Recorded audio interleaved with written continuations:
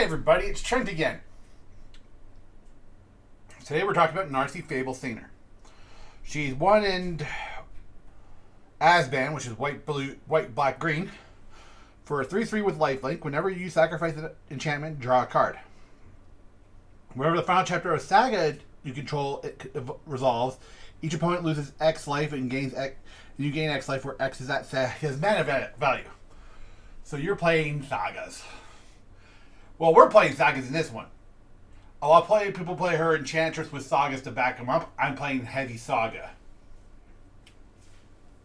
with enchantments for fun. So, the first thing is, if we're going to play enchantments, we want enchantments to have Shroud. We want enchanted creatures you control to have Shroud.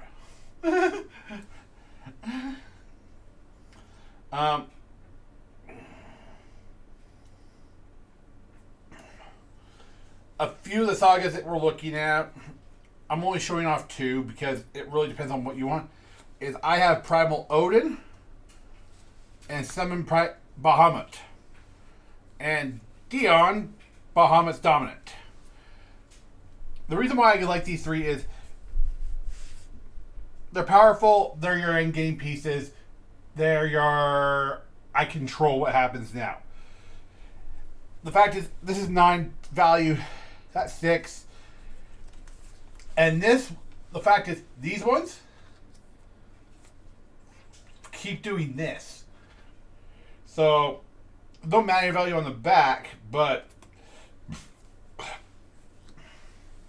the fact is you can get, if you know how to trigger your sagas, you can get infinite saga triggers.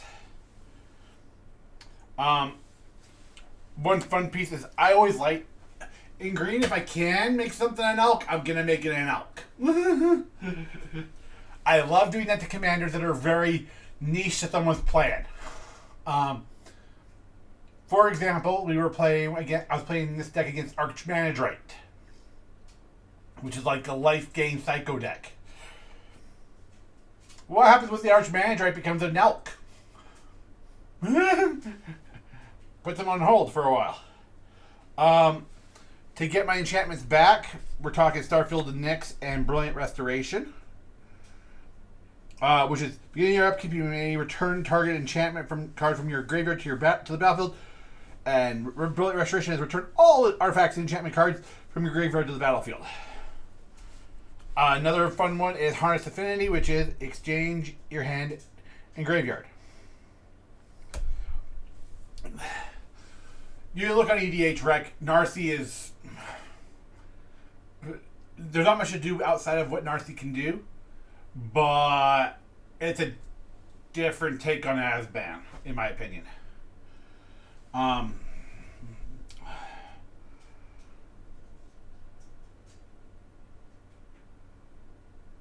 Yeah, this is going to be a short video just because really you are focused mainly on Narci, and you expect her to get removed.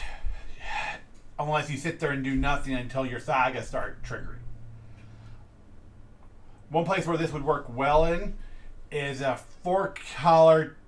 If you can move those tokens around, like with resourceful defense or resourceful defense and such. But I want my sagas in the graveyard so I can bring them back from the graveyard. So, yeah, that's Narci. We'll just go through Primal Odin and Bahamut. Primal Odin is destroy target creature an opponent controls.